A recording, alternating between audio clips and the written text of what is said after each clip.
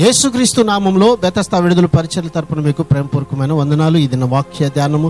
సమాధాన పరచు వారి ధన్యులు, వారి దేవుని కుమారులు అనబడుదురు. మత్తయి సువార్త 5వ అధ్యాయము 9వ వచనము. ఈ మాట శాంతి అనే అర్థాన్ని కూడా సూచిస్తూ ఉంది. ఈ మాట బైబిల్లో సుమారుగా 250 సార్లు కనిపిస్తూ ఉంది. ఇంతకీ సమాధాన పరిచే వారంటే ఎవరు?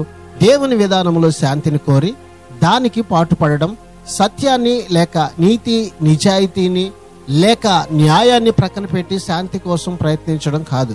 శాంతి అనేది లేనప్పుడు శాంతి శాంతి అనడం కాదు. చెడుతనంతో రాజీ పడటం అంతకంటే కాదు. నిజమైన సమాధానము నీతి న్యాయాలపై ఆధారపడి ఉండాలి. దుర్మార్గులకు సమాధానం అనేది ఎన్నటికీ ఉండదు. వ్యక్తులు, కుటుంబాలు, దేశాల మధ్య పోరాటాలు, కక్షలు, ఘర్షణలు, యుద్ధాలు ఎందుకు వస్తాయి?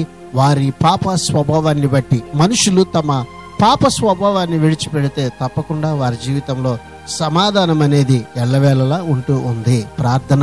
మమ్మల్ని మిక్కిలిగా ప్రేమించిన మా ప్రియ పరలోకపు తండ్రి యేసయ్య, మరొక నూతన దినాన్ని మీరు మాకు ఇచ్చినందుకు మీకు వందనాలు, స్తోత్రాలు చెల్లిస్తూ సమస్త మనుషులతో మేము ఎల్లవేళలా సమాధానము కలిగి నీ నామానికి మహిమకరముగా నీ వారసులుగా జీవించే ధన్యతను మాకు దయచేయమని యేసు ప్రశస్త నామములో ప్రార్థించి అడిగి వేడుకుంటున్నాము తండ్రి.